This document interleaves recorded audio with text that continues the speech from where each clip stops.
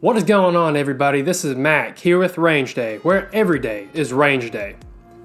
Today we're going to be going over one of my recent AR pistol builds. I actually built this sucker around a year ago. But before we dive into this, I'm going to hit you with that intro.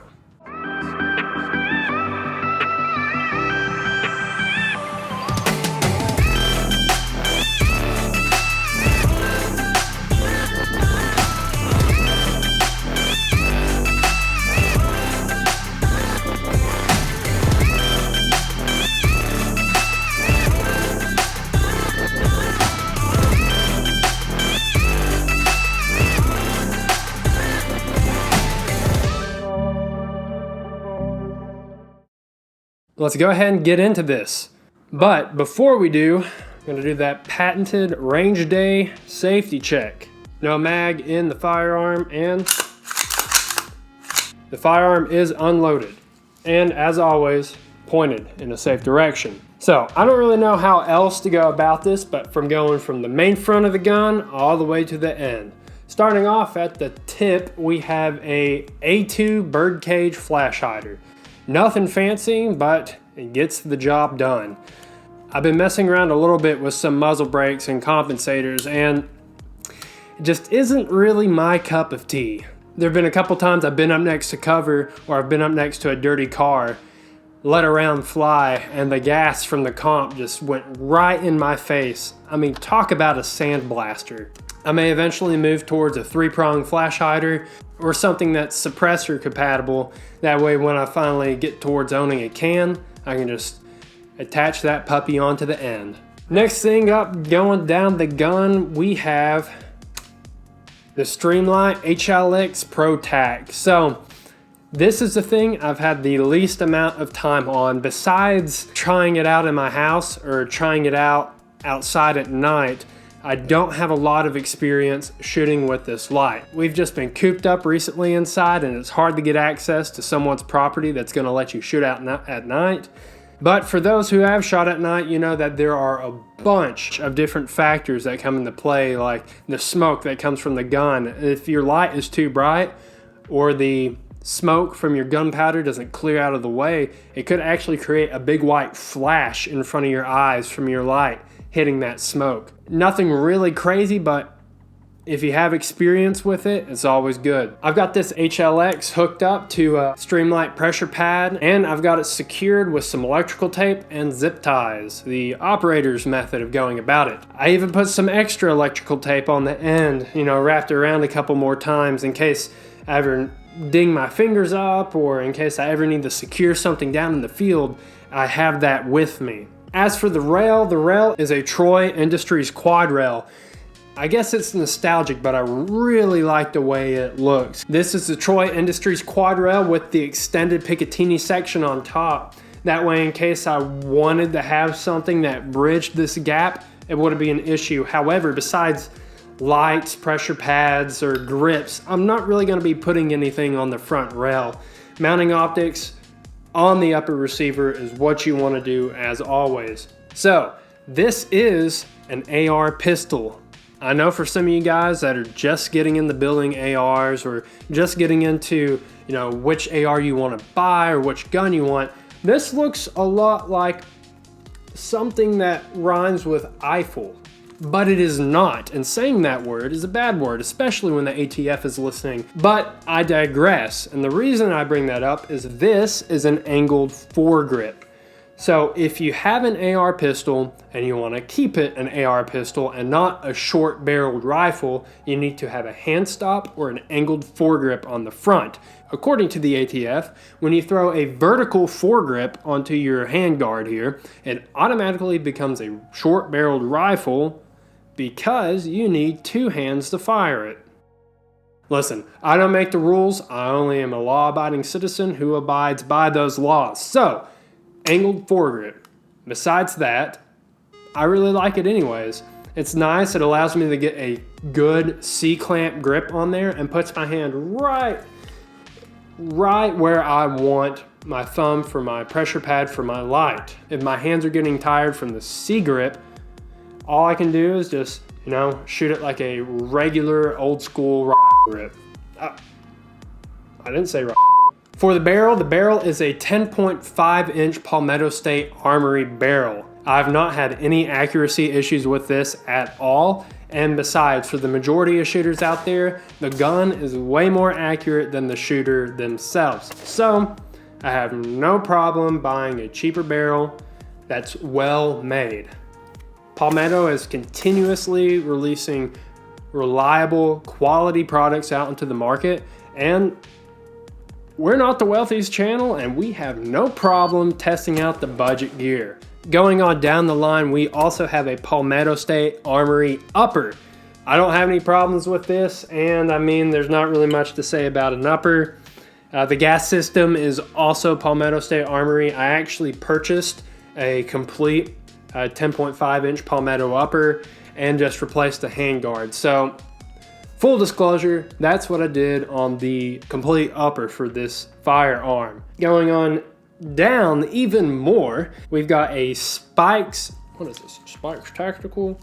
We've got a Spikes Tactical lower. I bought this lower stripped, and I put a Palmetto State Armory mil-spec lower parts kit into it, and it was a breeze to do so, because if you notice, it's got an integrated trigger guard, which I didn't recognize it had that before I bought it, but after I started putting it together, I had no problem with it at all. If you've ever put on a separate trigger guard onto a stripped lower, it's excruciating, and especially the first or second time you've ever done it.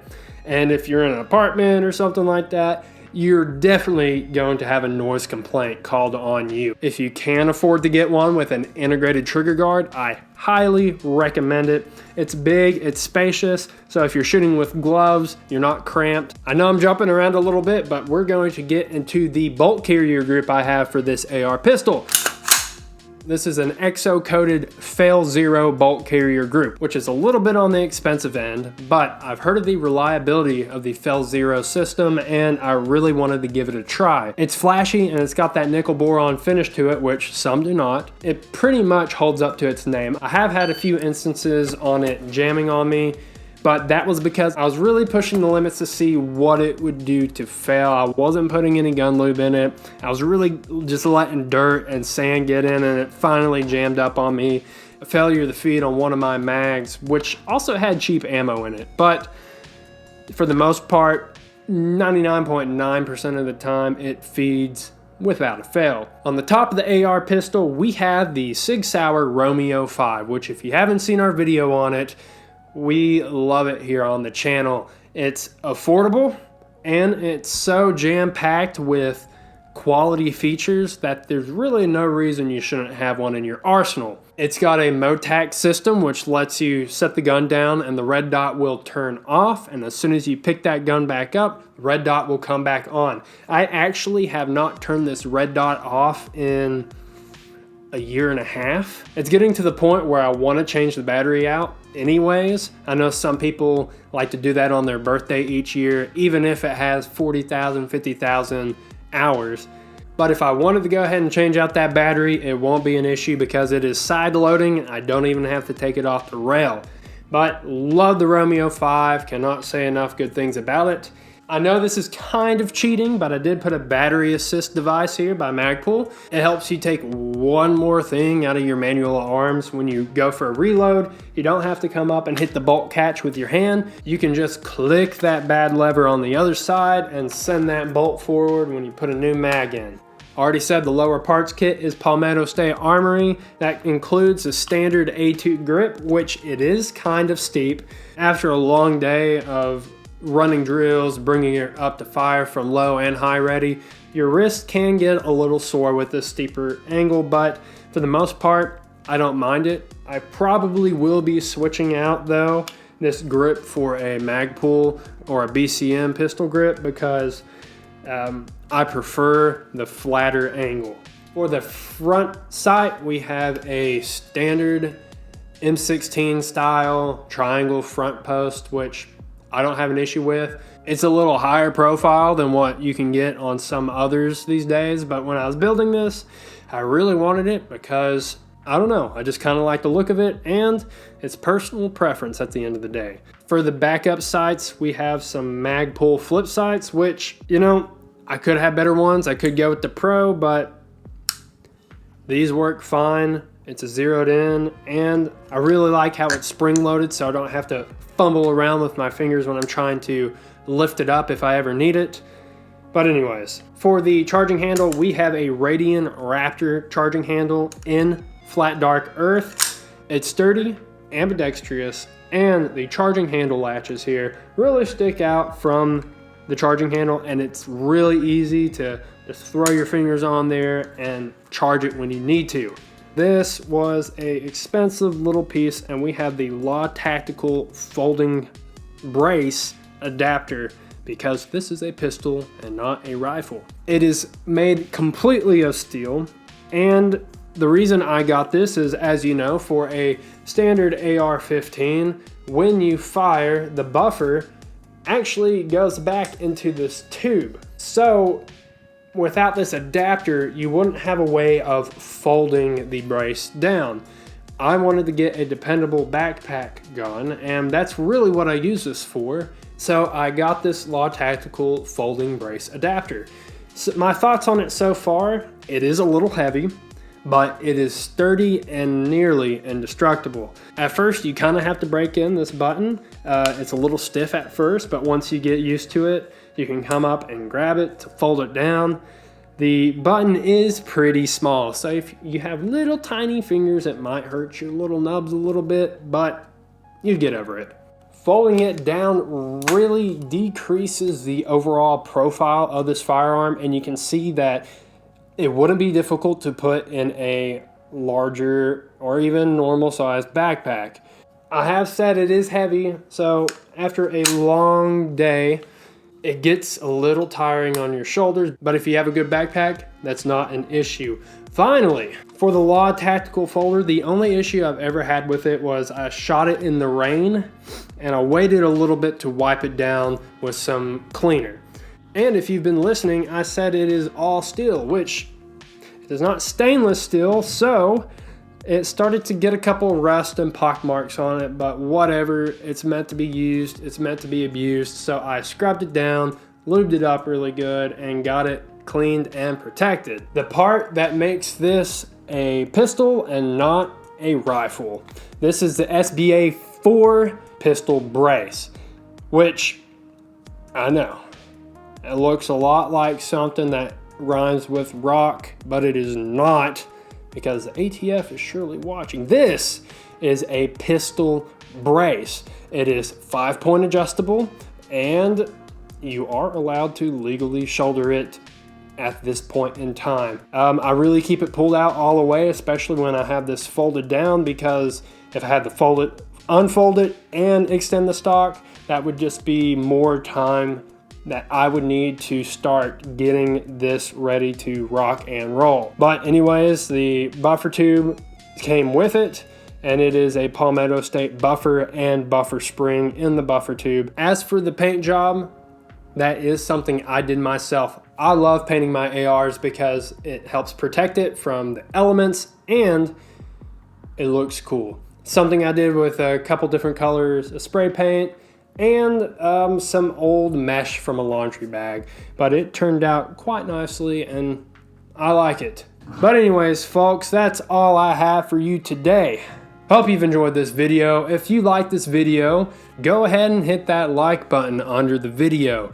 If these videos are something that you really like and you want to keep up with the channel, go ahead and hit that subscribe button. If you want to receive notifications through YouTube when we post a new video, go ahead and click that bell icon next to the subscribe button. Anyways, this has been Mac with Range Day, where every day is Range Day. Thanks for watching.